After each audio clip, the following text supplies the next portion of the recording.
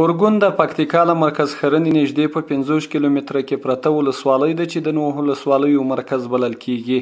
په دې ولسوالۍ کې اورګونیان، الیخیل، زدران، خروټي او نور قومونه اوسېږي چې تر ډیره د نورو ولسوالیو په پرتله پکې د لوستو کسانو شمیر ډیر دی. د اورګون ولسوالۍ د نورو ولسوالیو په پرتله بازار کې د خلکو ګڼه ګوڼه زیاته تر سترګو کیږي.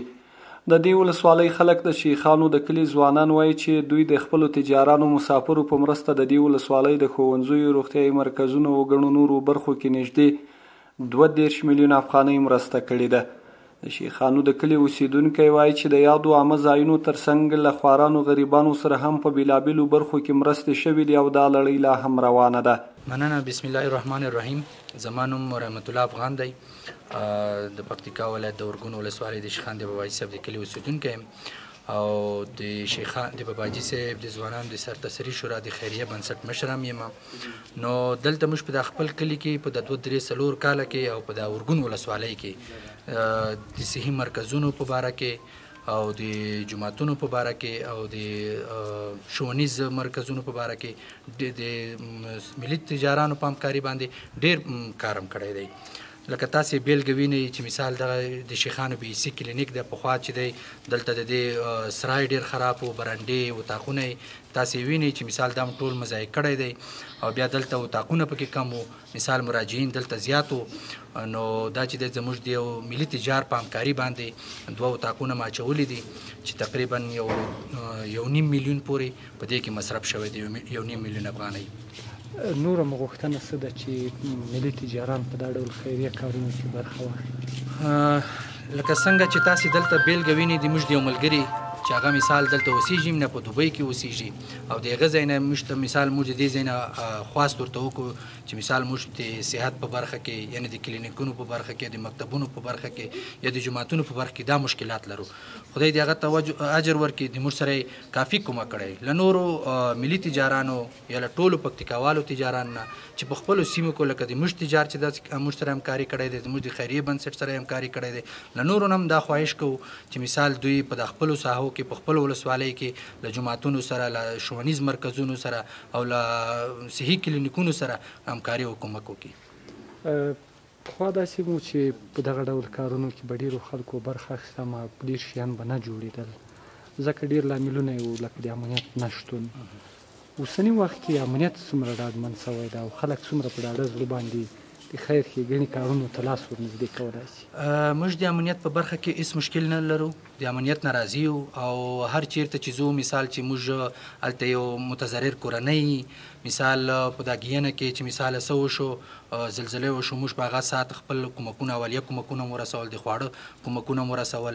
هر چیرې چې ځو چې مثال زموږ پکتیکا ولایت کې په مختلفو ولسوالیو کې چې خواران غریبان یې موږ ورځو، موږ ته هېڅ ممانعت هېڅ مشکل نشته دی او د امنیت نه راضي یو. یو بل تن قومي مشر وایي چې دوی د سیمې د ځوانانو ترڅنګ د مسافرو وروڼو په مرسته په لسګونو زره افغانۍ مرسته کړې ده چې خلک یې له کړنو خوشحاله دي. سرچینه زیاتوي د اورګون د ګمرک د مسجد دوهم منزل جوړول، د اودسونو د ځای جوړول او د شنې ساحې ورته برابرول ګڼو نورو برخو کې په بېساري ډول مرستې کړې دي. نوموړی زیاتوي له 800 نادارو غریبو خلکو سره مو د خوراکي توکو مرسته کړې او 800 تنو ته یې د ویش اراده لرو چې په نږدې راتلونکي کې به وویشل شي. دا خلک د افغانستان د اسلامي امارت پر راتلو سره له امنیت هم خوښي څرګندوي. بسم الله الرحمن الرحیم. دا 4-5 کاله کېږي دا کوم کس ما ته پیسې رالیږي په د بازار جامعه مسجد چې دا لوی جومات چې دا کوم کسان نیولو ټیکهداران شانډ پاتې وو، هغه مو غونډ دا کارونه پکې کړي دي. مشکي کلا کې مې په مدرسې کې کار کړی دی. د حاجي صاحب قلندر په نام باندې په لوی اورګون کې مدرسه ده، د هغه د اوداسه ځای نه د جومات رنګ او چادر شوبات کې دغه کې مې حصه اخیستې دي او د تېر نظام چې ختم شو په دې کې د 800 کور وړو غوړي وریجې دا شیان هم تقسیم کړي دي، خلک ته هم ورکړي دي. اوس بیا په دا څو ورځې اندار کې بیا هم دغه تصمیم نیولی چې 300 یا 400 کور ته غریبانو ته مسکینانو ته موږ وړه او غوړي دا شیونه ورکړو او د ښار غریب چې څوک چې پیسې نه لري غریب وي هغه دلته پیسې نشي پیدا کوی، هغه ته موږ د هغه کس خبرې ورسره کوو، هغه هند ته یې لېږي چې د هند والا وي هند ته یې لېږي، چې پاکستان والا وي پاکستان ته یې لېږي، هلته طبیبي شو باید مصرف د هغه له طرفه کېږي. دغه کورنۍ څه ډول په نښه کوئ هغه چې دوی اړتیا لري چې باید مرسته ورسره وشي، یا عامه ځایونه که تاسې مساجد یاد کړو او یا هم کلینیکونه یا روغتیایي مرکزونه، خلک درته وایي چې دغه کار وکړئ که تاسې؟ زه خپله چې ما د دغه کس درته وویله، دا کس ډېر خدای دې ډېر ورکړي، نور هم دا یې چې زه کوم ځای کې کار کوم د خلک چې راځي چې د موږ سره دا رقم همکاري وشي، یا د مریضانو والا چې راځي، یا د مدرسو والا وي، یا د جوماتو والا وي، یا د کلینیک باندې ډاکټر صاحب دغو د رحمت دغو د دغه خلکو زه کوم عرض چې وي هغه زه هغه ته بیایم، هغه ما ته بیا د پیسې رالېږي، زه هغه کار کوم. حاجي صاحب نورو سیمه ییزو تجارانو نه یا سوداګرو نه څه غواړئ چې دوی له خلکو د نورو خلک نه موږ د هغه غواړو چې د بهر کې چې کوم خلک دي یا تجاران دي یا کوم مالداران دي یا په واس کې چې وي، لکه چې دا خلک د موږ سره د کونډو سره د غریبانو سره همکاري کوي، یا د مریضانو سره یا د مدرسو د کلینیک سره، د دغو خلک نه موږ دغه غواړو همکاري چې دوی موږ سره باید چې همکاري وکړي. د شیخانو د کلي اوسیدونکی ډاکټر منیر محمد وایي چې د ټولو مسلمانانو اسلامي او ملي دنده ده چې د خپلو خلکو لاسنیوی وکړي. هغه ویل چې په هیواد کې د وروستیو سیلابونو او زلزلو له امله زموږ هیوادوال سخت ودرېدل، خو ټولو افغانانو یې په وخت لاسنیوی وکړ چې دوی هم همغه مهال له خپل اړخه ورسره مرستې وکړي. بسم الله الرحمن الرحیم. شروع د نامه خدای. دا تجارت چې دی لکه شاهد افغان دا هر وخت د دغه منطقې سره ډېر زیات کومکونه یې کړي دي او د خلکو لاسنیوی یې کړی دی، لکه د کونډو، غریبانو، مساجدو، شفاخانو، کلینیکونو، مکتبونو، هر وخت دا د خلکو ته رسیدګي لري او موږ هم دغه خلک د منطقې خلک دنه ډېر سخت خوشحال یو. خدای دې د په کاروبار او په مال او هغه باندې نور هم برکت واچوي. نو موږ هر چا نه دا خواهش لرو چې موږ کوم وروڼه چې که په بهر کې دي که داخل په وطن کې دي چې دغسې آینده دوی باید چې د منطقې سره د خوار و غریب او ولس سره دغسې همکاري وکړي او خلک نن سبا ډېر سخت سره لوېدلي دي. هر وخت د هر تجار او د هر ورور او د هر چا باندې موږ دغه کوو چې باید چې دغسې لکه څرنګه شهید افغان د خلکو سره کومک کوي، منطقې سره کومک کوي، نورو تجارانو باندې غږ کوو چې دغسې کومکونه دې وکړي، دغسې منطقې سره، شفاخانو سره، مکتبو سره، مساجدو سره، کونډ یتیم سره، او ده ته موږ دعا وکړو چې خدای دې نور هم د په کاروبار مال او سر باندې برکت واچوي. د دغه ځایونو لکه دغه روغتیایي مرکز چې پخوا یې ودانۍ په هغه ډول نه وه لکه څنګه چې باید وای، دلته ځینې اتاقونه جوړېږي، که دا اتاقونه جوړ سي د سیمې ته به یې څه ګټه وي، ناروغانو ته، شفاخانې ته، ډاکټر صاحبانو ته؟ ګټه خو دغه خصوصا دغه بي سي کلینیک ته دا پخوا ډېر کوچنی و، دلته صرف یو ام ډي ډاکټر و، اوس دلته چې دی نور هغه هم چې دی نسای ولادیم شته دی او د ماشومانو د سوی تغذي او هغه هم شته، پکې مواد هم شته دی او نور هم داسې بخشونه پکې شته دی، معاینات او لابراتوار هم لري او د خلکو د سیمو ته ډېر زیات هغه یې رسېدلی دی، ګټې یې رسېدلي دي او مخته چې دا ودانۍ و دغه ډېر یو ویجاړ او وران و. په دا 2 کاله کې دغه د تجار لخوا یا د تجارانو لخوا نه یا دغه تجار شهید افغان لخوا نه مختن ترمیم شوی، بیا یې موږ سره لاسنیوی وکړ، بیا یې دغه ودانۍ جوړه کړه. موږ ډېر شکرګزار یو، هر وخت دته موږ دعاوې کوو. او حاجي صاحب که راسو پخوا به داسې و چې خلکو به مرستې کړي خو هغه امنیتي وضعیت هم دومره برابر نه و، په لرې سیمو کې نه سوی کېدی. اوس امنیتي وضعیت څنګه ده؟ اوس شکر د الحمدلله امنیتي وضعیت بیخي صحیح دی او څه غویره نشته دی. هر تجار هر څوک کولی شي، که هغه د مؤسسې لخوا نه وي، که هغه د شخصي تجار لخوا نه وي، که هغه د دولت لخوا نه وي، موږ په دوی باندې غږ کوو چې دغه منطقې سره د خلکو سره، لیکن دغه نه صرف د شفاخانې په برخه کې، دغسې د مساجدو، دغسې ودانیو، دغسې د یو څه وخت مخکې دلته سیلابونه راغی، دا منطقه ډېر سخت وځپله، د خلکو کورونه پکې وران شوه، د خلکو مځکې پکې وران شوي دي، زیانونه ورته رسېدي، د خلکو باغو ته زیانونه ورسېده. موږ بیا هم غږ کوو، په دولت باندې هم غږ کوو، په خپلو تجارانو ورونو باندې هم غږ کوو، که هغه په داخل دی او هغه ملک وطن کې دي که خارج دی وطن دی، چې بیا د دغه خلک سره دوی لاسنیوی وکړي او مرسته دې ورسره. یو بل تن وایي چې که د هرې سیمې شتمن د خپلو خلکو غریبو لاسنیوی وکړي نو په ټولنه کې به د غربت لمنه ورټوله شي. هغه په نړیوالو غږ وکړ چې د افغانانو کنګل شوي پیسې دې خلاصې کړي او نور د افغانان په یو بله بهانه نه ځوروي، ځکه چې اوس په هیواد کې سرتاسري امنیت ټینګ شوی او وخت رسېدلی چې د دې هیواد د ځورېدلو زخمونه ټکور شي. شکل دغه شاید افغان غوندې دغسې یو لا ساتنه پر نور هم د نمونې نشم ټول درته اخیستی. د باجي صاحب ځوانانو چې کوم کارونه کړي ټول معلوم کارونه دي چې واضح کارونه دي، هسپتال کې کړي دي، معارف کې کړي دي، داسې مسجد عیدګاه کې هم کړي دي.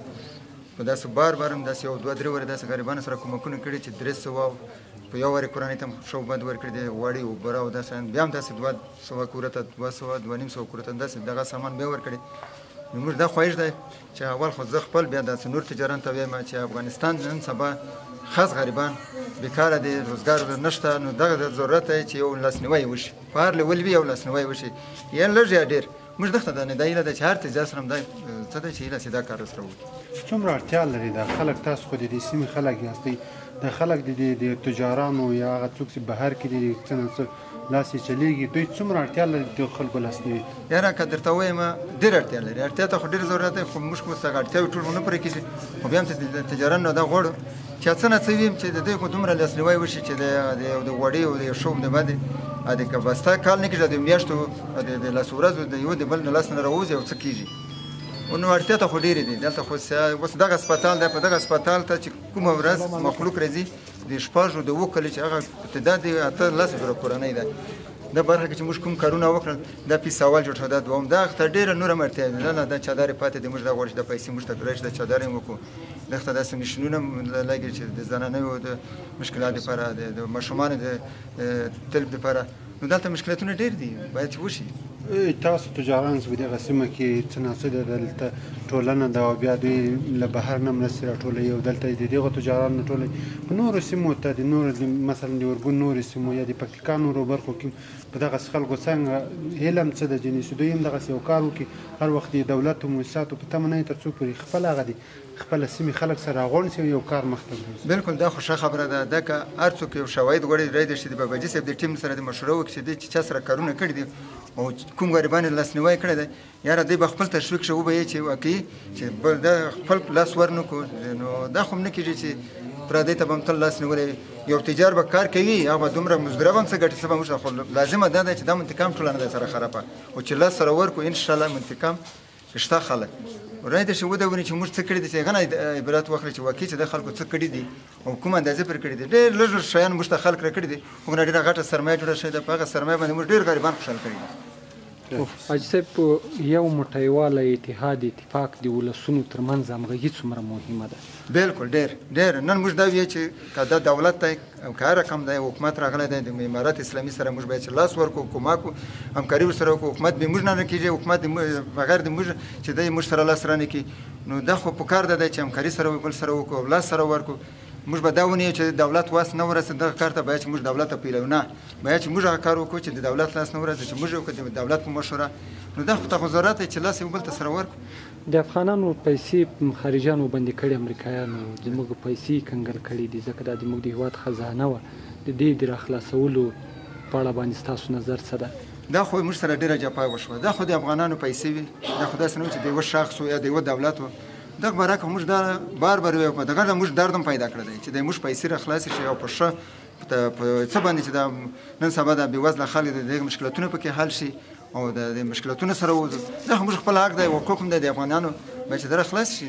د پکتیکا د اطلاعاتو فرهنګ رئیس وایي چې شتمن او بډایه خلک دې د یو بل لاسنیوی وکړي، ځکه دا مو اسلامي او ملي دنده ده. سرچینې وویل چې د فعالیتونو د ښه ترسره کولو لپاره د ټول خیریه بنسټونه او ادارې د اړوندو سیمو حکومتي مسؤلین په جریان کې واچوي او په هغه تجارانو او سوداګرو غږ کوو چې په خپل هیواد کې سرمایه ګزاري وکړي. هغه ویل چې اوس اړتیا ده چې ټول خلک د خپل نظام تر څنګ ودرېږي. د پکتیکا ولایت د ورګون ولسوالۍ سوداګر ورور چې کوم په سلګونو لکو روپیو دوی کومکونه له خلکو سره کړي دي، موږ د هغه چې ډېر منندوی یو، ډېر شکرګزاره یو. الله تعالی دې اجر ورکړي، الله تعالی دې خیر ورکړي. او نورو په تجارانو او په مالدارانو خلکو مو دا غږ ده چې خپلو هېوادوالو لاسنیوی وکوي، غریبان دي. او اوس په اسلامي امارت راغلی ده، په دې وطن کې الحمدلله امن ده. دوی کولی شي چې د ولایت ګوټ ګوټ هرې ساحې ته تللی شي او په پوره امنیت پوره ډاډمن ده. او دوی د خپلو بېوزلو خلکو لاسنیوی وکوي. او د ورګون چې کوم تجار ورور په سلګونو لکو له خلکو سره همکاري کړې ده، د هغو موږ منندوی یو. او په نورو تجارانو هم دا غږ ده چې له خپلو ورونو سره کومک وکوي او خپلو غریبانو خلکو لاسنیوی وکوي. موږ په ټولو افغانانو باندې غږ کوو، په ټولو پکتیکاوالو باندې غږ کوو چې دوی د خپلو غریبانو بېوزله خلکو لاسنیوی وکوي او په خپل منځ کې خپل اتفاق او اتحاد برابر کړي. او اوس الحمدلله د اتفاق او اتحاد وخت راغلی ده، ټول سره یو موټی شي او د خپل وطن چې نو موږ او تاسې له غریبانو سره کوشش وکړو، تکلیف وکړو او لاسنیوی وکړو، غربت به ختم شي، په سیمه کې به مشکلات کم شي، غریبانو به لاسنیوی کړی. موږ او تاسې اوس وخت دې ده چې موږ او تاسې ټول اتفاق او اتحاد وکړو او یو موټی شو او یو اتفاق شو او د خپلو بېوزله افغانانو لاسنیوی وکړو. د افغانستان ملي راډیو تلویزیون ډیرو درنو لیدونکو دا د پکتیکا ولایت د ورګون ولسوالۍ ده. دغه ولسوالۍ د پکتیکا د 9 ولسوالیو مرکز ګڼل کیږي. موږ په یغه روغتیايي مرکز کې ولاړ یو چیرې چې د همدغه سیمې د ځوانانو او ملي سوداګرو له لوري په دغه سیمه کې خواوشا 32 میلیون افغانۍ د ښوونځیو په جوړولو، روغتیايي مراکزو، مساجدو او په شنو ساحو باندې لګېدلي دي. د دې سیمې اوسیدونکي وایي چې هغه تجاران چې په نورو هیوادونو کې د مسافرۍ او پردیسۍ شپې ورځې سبا کوي، دوی د همدغې سیمې د بډاینې، ښېرازنې او د دې ترڅنګ د دې سیمې د بیا جوړولو خلکو سره د همکارۍ په دود بېلابېلو برخو کې مرستې او همکاري کړي، چې په دې برخه کې خلکو ته نقدي مرسته او د دې ترڅنګ د اخترونو او یا هم نورو هغو ورځو کې چې اړتیا لیدل کېږي باید د خوارانو غریبانو لاسنیوی وشي.